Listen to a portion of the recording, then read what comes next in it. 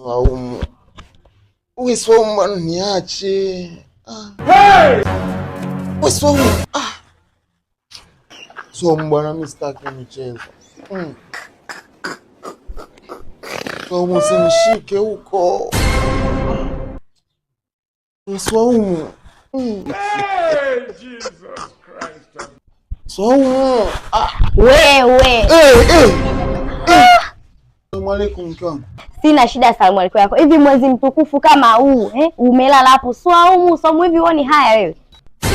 Mke wangu mimi unanisingizia tu bure. Vyuma vimekaza.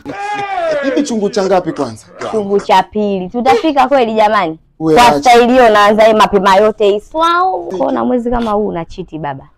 Tena mchana kweupe Swaumu kwa kufanya nini? Nikuchiti wapi?